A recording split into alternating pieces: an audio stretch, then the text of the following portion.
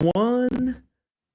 Boom. All right, ladies and gentlemen, we got a good episode for you today, filled with hope, compassion, the power of community coming together to make a difference. So stay tuned for this heart-to-heart conversation with the founder of a pretty nice organization. Let's get this one started. Here we go. Shut up and sit down. Look, a business can give you everything you want in life: prestige, wealth, freedom. It can also take everything away from you. This show is for those who are willing to take that risk. These are the real life stories of entrepreneurs. But before we start, I have one small favor to ask. Please leave a comment.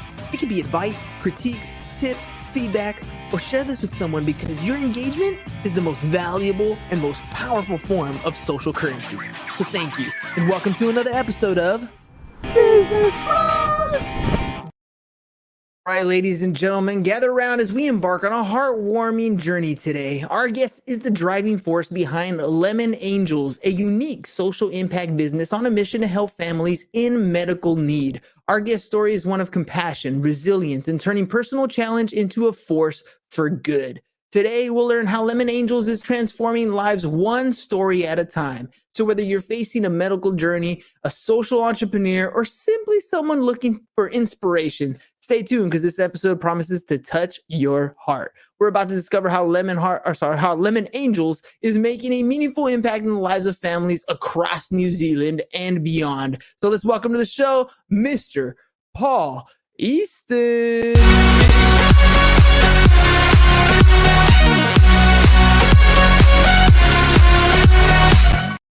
All right, Paul, we can get the party started now. Welcome to the program, my friend. Hey, thanks very much for having me. Much appreciated. Of course. All right, let's jump into the number one obvious question. Everybody comes on the show to promote something specifically. There's something that you're doing that you want to get your message out. So what is it that you're promoting here on the episode today? So I'm mainly focus on Lemon Angels. So Lemon Angels is a business that's been set up to help families in need. It's something I had as a passion a few years ago, and then life got underway, and I just decided that I need to stop making excuses. I need to stop saying I didn't have time, I didn't have resources, and just put it into action. So lemonangels.com, it's a social impact business, not a charity. It's been called a charity, but I help families in need that have got medical challenges, help them raise money to get to where they want to go. So that's it in a big shot. Let's talk about who this is basically targeted to, because it sounds great, and you've been kind of told it was a nonprofit, but it's not really a nonprofit. You're actually a profitable business here. You're trying to help people because of some situation that prompted you to get here. Who's your target audience? Who is it that you're really going after that can benefit from the services that Lemon Angels is offering? So really, I'd say that it's families that have a medical need which don't fit in a specific box.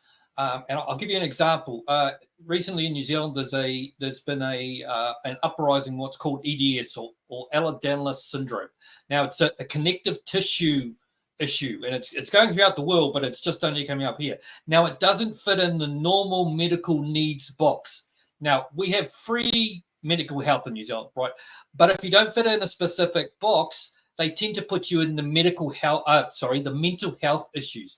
So those people, what they are doing is they are being told that they have mental health problems, which is not true. They are being put on feeding tubes and a whole lot of problems that go with it. But what they've found out is over in Germany, there are families there's a doctor over there who's done some operations for these kids. Now, these kids go over there, they have to spend a month over there. They spend at least a month over there with their family. They go through an operation and they go over with a feeding tube that they can't eat, and they come out eating normally. So this operation is, when I first thought of it, I was a little cynical, right? Okay, is someone over there selling something to another side of the world? But the proof that backs it up is these kids are going over with all sorts of medical problems, all sorts of pain, and coming out living a normal life. So that's sort of where I'm directing it, on where I'm focusing on. the backstory of where this. Do you want to go to the backstory now, where this all came from? Yeah. I mean, I want to get into that. Normally, I would be doing this inside my classroom, and you'd have a live studio audience of 17-year-old high school students who oftentimes don't know what that life path is going to be. So I like to ask entrepreneurs, how did you get here? Tell me about that educational journey or your life journey that got you to this point where this is something that you're passionate about. So I've had a background in digital marketing. I've always been passionate about digital marketing, and I still am. But working in agencies, I always wanted to do something bigger, something world-changing, not just the normal digital work, the normal marketing. I've been doing that, SEO, all the rest of it for years. So a few years back, I came across this family they were in Canada, and they had a 5-year-old son. And he was a normal, happy 5-year-old, healthy son. And then one day when they saw him on a swing, they noticed that his face was drooping on one side.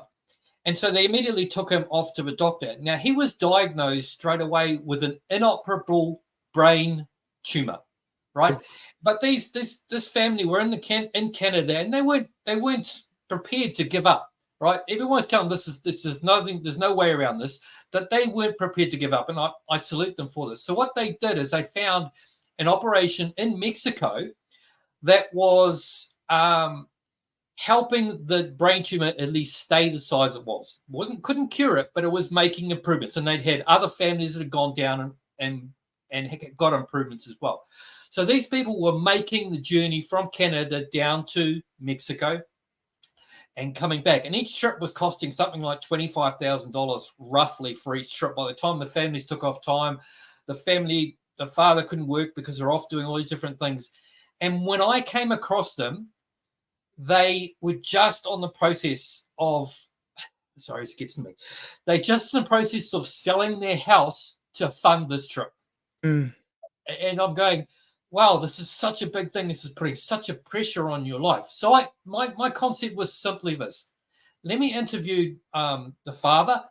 Tell me the story of what's going on. Tell me how this has impacted your life and impacted your family. And then let me help you promote this story. There's nothing better than a story like the news. People believe what's on the news, telling someone's story of a situation. So I took that at that interview and I tried to promote it out. And I didn't have a large following at the time. And I was a little disappointed because I didn't raise very much money for them. So I felt a bit disappointed I didn't do enough. Unfortunately, the child passed away within 6 months of the interview. So I always felt that I didn't do enough. And I put it in the back burner for quite a while. Look, I didn't do enough here. I didn't have this resource. I made all those excuses why I couldn't get to it. I was busy. I didn't have the money, all those things. So it sat in the back burner for quite a long time. But what prompted it this year, particularly this year, when I had my life settled down just a little bit, is I was doing business with this guy who had been through prostate cancer. Fantastic business guy, right? You would love him, right? He's in his 80s, but he acts like he's in his 40s. He's asking me about new business ideas and all these different things. So I was helping him sell on Amazon, and we built a great relationship up. Now, what happened was his prostate cancer, and he developed products to sell on Amazon to sell for prostate cancer. That it happened after going through your operation and the rest of it. And so I was helping him, and fortunately, the prostate cancer came back. And the second time around, he couldn't beat it, right? So I was there basically taking phone calls with him near the end, and he couldn't beat it. So I went down to his funeral. It was about a 4-hour drive to his funeral. But that prompted me. That was number one event that prompted me. I need to do something to make a difference. Number two event is someone in my own family developed cancer. And I'm going, these two things are popping up. I've got to stop making excuses. I've got to get this thing moving. On a bootstrap, don't know how it's going to work, but I'm going to take action and move it through and get this word out there. And my simple goal is how many people can I help? How many people can I take this concept of, I'm going to help promote these families. I'm going to help them out, get the presence out there, build the large presence, so I can get these people more publicity, hopefully get them on TV, get them on news, get them help that they need for the gaps are in that place. Worldwide. Now, the reason I avoided going down the charity path is I want this to be a large, profitable business with a large following. I want to be able to do this in countries all around the world, but I know I'm going to need money to do that. And so I want to build this as a big enough presence that it expands all over the world, and a big company comes along and says, "Oh, we want to be associated with someone doing good things. We want that associated with our brand. We'll buy you." And I say, "Great. You buy me out. I'll continue to do the interviews all around the world and manage to take the bits and pieces that I want to do and keep this growing." And I'd love to take it to a point where, not just online, but get to a point where we had live events and we get these people that are going through these stories, because I think digital is fantastic and I'm biased towards it. But when you get that one-to-one and you see people on a screen, on a stage, and people that have benefited from hopefully something I started, then it's selfish for me. I felt fantastic. I've helped them. People get to connect. They realize I'm a real thing, and it grows and grows and grows. And that's, I picked something here that I will do until I die. It's not a business. This is something I just enjoy doing. And I can't. I'm putting all my extra time into it now. I'm doing as much as I can myself. I'm outsourcing a little bit, but I did an interview the other night, and I finished editing the video at about 11 o'clock. Finished that, up posted the next day. That family wasn't sure they were going to need the operation, but now they've come back to me and confirmed that they need to go from a little small town in New Zealand all the way over to Germany for at least a month. So now I'm pushing out again. So I feel like I'm being driven from the outside to help these people. It just feels like something to make me accountable to get them traction.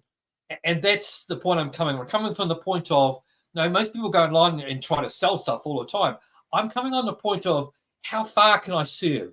How far can I serve first to prove that I'm out to help these people? And then later on, we'll look at how I can turn it into a business and make it profitable. That can come later. I'm not in a hurry. I'm there to prove that I want to do something for the world.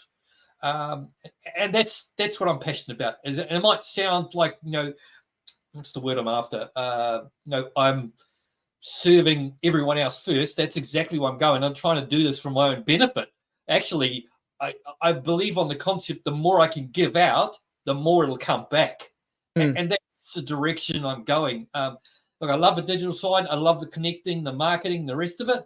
But I've always wanted to do the bigger thing, the bigger difference. And that's my whole driving force. And that, it's not work to me. It's just, I was up this morning about 6 o'clock posting, another 6 videos out going from next week out. It's not work to me. I would do it anyway. And I really want to build myself a business where I enjoy doing everything that I ever want to do. Yeah, and well, let me kind of piggyback off that, because your background is in digital marketing. You've been doing that. This is where you made your living for the most part. And what you're doing today is still using those same skills. I've always heard it said, facts tell, stories sell. And anytime you're selling a particular product or service, you're not actually selling the product or service. You're selling the story of how that product or service is solving the problem for somebody else so they can see that solution. You're creating digital stories for people who need their voice heard so that you can raise funds. I mean, that's literally the epitome of what digital marketing is doing. You're taking those skills and you're applying them. You're just not applying them to a product or service. You're applying them to a story that might potentially save someone's life or change someone's life for sure. Maybe even not that. Maybe just extend a quality of life. But even that is worth it in and of itself. What let me ask you, like, if you could go back, turn the clock back. Obviously, you can't do that. But if you were to go back and talk to somebody who's getting started and wants to do something very similar to you, or you can go back and talk to your younger version of yourself that maybe put some of these things off, maybe made some of those excuses, what advice would you give yourself? I think people come on with, and you can work this out, that the biggest search online is, how can I make money fast? I think sometimes people would get caught up in that, and they should start building a relationship of trust first. And the two sides to that relationship is, one, you should build your own email list, your own database, but you need to provide value to that database, right? You can't be like everyone else. You have to provide value, because that little step in trust of someone joining a database and you giving them something of value. Now, there's been a major product launch in the last couple of months, and this guy provided value after value after value after value. And that's what you need to do. And he said, and this is really gold, you have to provide something free, which is better than something that someone would pay for. And that doesn't have to be hard to do. You know, and I'll give you a full story about how I did this a few years back. I started selling dog clothes. Yes, those fancy little dog clothes way back. If you have a dog and you're watching this, I'm going to apologize to you because I probably put some of them in, Bumblebee costumes and Halloween costumes and all that sort of stuff, right? But I also learned a lot of marketing by doing. And I had a database of people that I built up. So what I did is I said, okay, what else do these people want? And I said, these are people that are protective of their dogs. They want to make sure that they're well fed, they're well looked after. So what I did is I did analysis of all the back of food packs, all the items you see on the back of food containers. And I researched, all online, research what all the fancy names mean. What do these fancy names and all the numbers mean? And I put it together and said, I emailed out to the database I had at the moment, said, here, look, this is what I've done. I've gone through all the food packs. I've taken it back so you can actually understand what you're feeding your animal. I could go and sell this, but I'd rather give it to you if you just answer 2 or 3 questions about your dog and what you're doing. I sent that out at 8 o'clock, and the questions I asked were this: what else have you bought online? What stops you from buying? And there was one more. What else would you be interested in? Something along those lines. It was a while back now. So I sent that email out at 8 o'clock in the morning. By 10 o'clock, I had 40 responses back, answering all the questions. So now I've done my research of what these people wanted.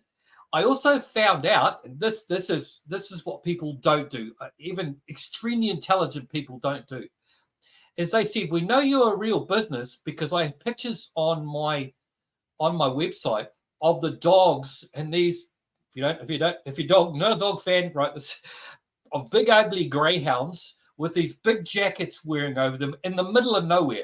The pictures were cheap, they were rough, and they said, oh, we know you're a real business because those are real pictures. And I went, so they were asking me all these things about different things, and I worked out what that product was. People necessarily don't buy dog clothes to make their dogs look pretty. A lot of them are protective clothes, extra large. I end up saying a lot of extra large for animals to keep them healthy, to stop them and go to the vets or bills. Yeah. Now, I didn't know that until you until you had that group of people that trusted me enough to give their information. So really, it's funny. You're talking about dogs, and I got Mr. Dan Fulkerson here who pops in the comments saying Mr. Consistency literally runs a personal injury attorney office, and his logo is a bulldog. And I got him right here, sitting right here, the bulldog, right? And you're talking about putting clothes on dogs. I mean, people love their dogs beyond what you can even imagine. So, you don't have to apologize for them putting clothes on their dogs. It's just showing them how much they love them. And the fact, the way that you're marketing it is exactly the way it should be marketed. Yeah, but I apologise to the dogs because they weren't too keen on it a lot of times, right? To be fair, and I've tried to put dogs and I've tried to put clothes on cats too. Same problem. They're not too keen. No. But I really learned a lot by all I've ever learned in marketing. I've always learned by doing, and by doing you learn so much. And even I had a phone call with a client this week, and they were trying to stay supposedly intelligent people. To be fair. But they were trying to sell off a website which didn't have any social proof. It didn't have any social proof of what they were selling.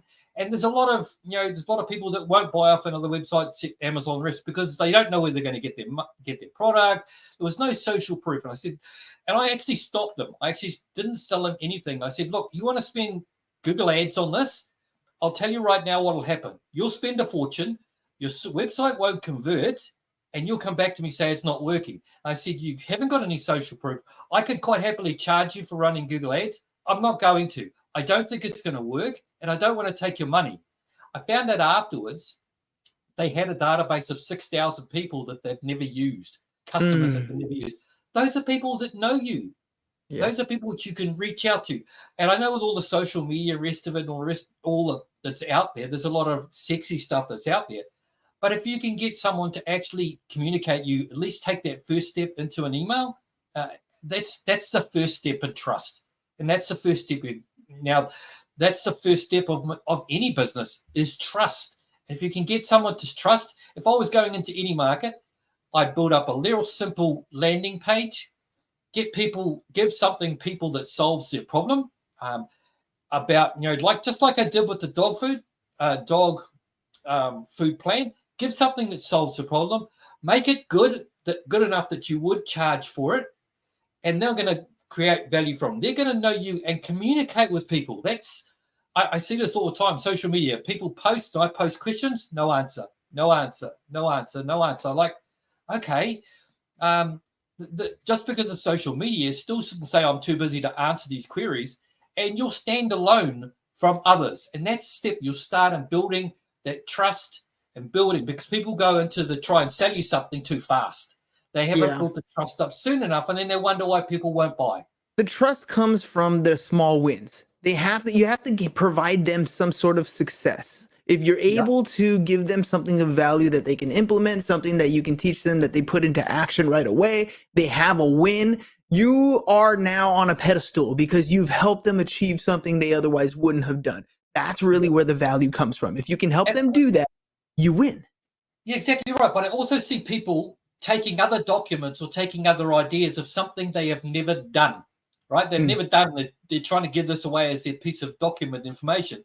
And as soon as the person goes and does it, and it doesn't work, your credibility is gone, right? true. So, uh, like I went through this week, and this is slightly off topic. Like, um, I want to create some more content, but I didn't have a lot of time, right? So there's a big AI push in the world at the moment. So what I'm going to do is I'm going to give you the plan of how I created a whole document with using three free tools, and it took me at the very most was a 400 word document, maybe an hour. So the simple fact is I had an outline of what I wanted to produce. So picking up my phone and using a tool called Otter.ai, amazing tool, takes your voice straight into text, right? So as I put this on the car, I drove into town, I dictated it into Otter, straight in.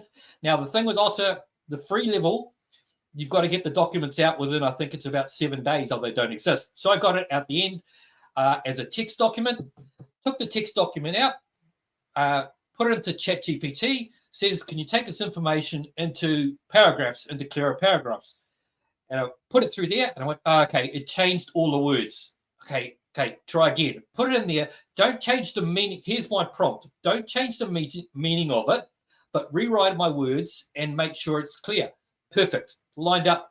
So then I took that document out, added some more images, a few screenshots, bits and pieces, put it back through Grammarly to check it that it's all Grammarly click and free, provides good value.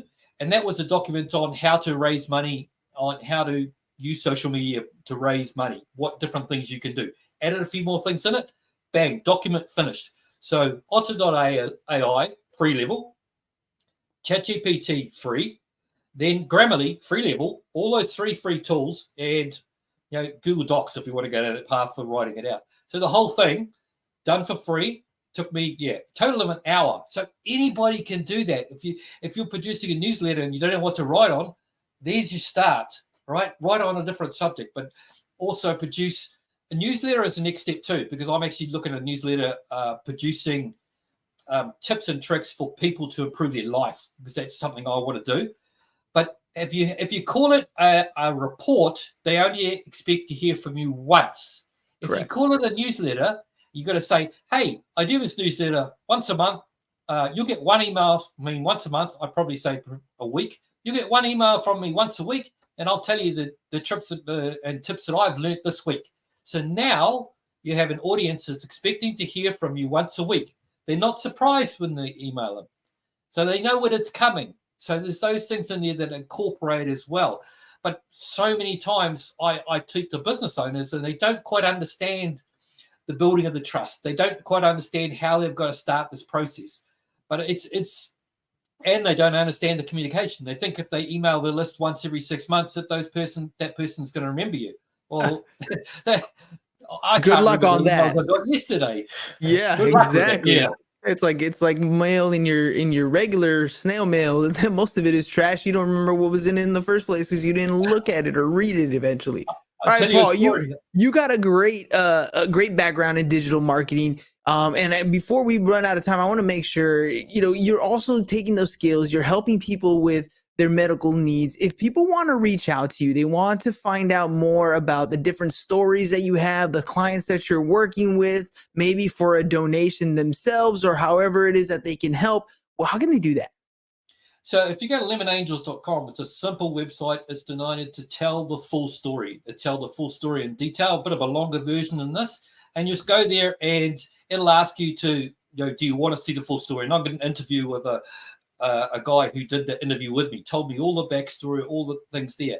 And then also on Facebook, if you look for Lemon Angels NZ, you'll see some of the stories up there that I've put up already. There's a couple of different ones about the Ehlers-Danlos syndrome, which is going on in New Zealand. But, I'm not limited to any country. I'm not limited to any place. I'll do interviews. In my time zone can get a bit rough, but I've done interviews at 1 o'clock in the morning. I've done interviews at 3 o'clock in the morning. I don't care where people are. If I can help them at their time, doesn't matter. But yeah, lemonangels.com is my center. And Lemon Angels NZ. And I'm on TikTok as well, which I'm testing out. And I'm testing out more and more videos like this. I think video is the way I'm going to, especially with what's going on with AI. People believe conversations. They don't necessarily believe pictures at the moment. It's because of what's going on, right? My gosh, man, I'm telling you, I grew up in a time where we would watch a show called America's Funniest Home Videos. If it was on video, it was legit. It was real. It actually happened. Today, there is nothing I see that I'm like, yeah, that's real. No, that could be recreated, made up. I don't know. It could be AI. Not anything I see now, I'm questioning. We live in a strange time where you can literally find the answer to any question you have on any side of the aisle that you're on. You can find the answer to substantiate your claim any which way. Crazy. It really is crazy at the moment. But otherwise, people can shoot me an email at paul@lemonangels.com. I don't mind. I will answer any emails that come towards me and I'll point you in direction. I realize that I might be opening myself up to a lot of email, but so what? That's what I do. And I'll do my best to help out wherever I can. That's the point I'm coming from. So, anything else from me? Yeah, I want to know any final thoughts. If you had something you want to walk away with here, let people know exactly what, you're, first of all, your story was very passionate. I mean, I can see exactly where you're coming from, literally going through loss, friends, family, going through those tough times and trying to heal some of those wounds. Any final thoughts on, Lemon Angels, the organization, people coming aboard before we head out? I think what has got me to here is all the events that have come along the way. And sometimes you've got to take those events, and every time I have an event, what can I learn from this? What can I learn from this? What am I interested in? And sometimes having Lemon Angels as a focus means I can separate all these other things out. I'm focused on this family, this movement, whatever's going on in their life. And I think there's a lot of distractions going on in life. And I think this is my push forward. This is my drive. And it's easy to separate other things. So, yeah. And I just want to look, I'm coming out there from focusing from a totally different point of view, from trying to sell people's things straight away. Let's get the benefit out to these families first, and the business will grow itself later. And I'd love to someone connect me up. My goal is to build this big enough that Facebook or GoFundMe says, "Hey, come and do these for us exclusively." That would be fantastic. And that's where the direction I want to go. So if anybody else has any ideas, I'm open. If you've got a large social media, let's get together and provide some value for them. It's a win-win. Paul, thank you very much for coming on the show today. Ladies and gentlemen, if you want to get involved in something like this, I know there's a lot of people out there going through a lot of medical issues. And like Paul was saying, he's not limited to any particular country. If you want to get involved, whether you have a medical issue that you're going through and need raising funds is part of your story, or you want to be part of this organization and help out, make sure you reach out to Paul. His website's scrolling across the bottom, lemonangels.com. You can shoot him an email, paul@lemonangels.com, or find him on social media, lemonangelsnz, lemonangelsnz on social media. Paul, thank you very much for coming on the program today. Ladies and gentlemen, we'll catch you guys on the next one. Peace, and we're out. It's over. Go home. Is your business in need of marketing? Try starting a podcast, but not just any podcast. Podcast like a pro. We can show you how to take your business from being invisible to becoming a brand people trust. Go to www.businessbros.biz to get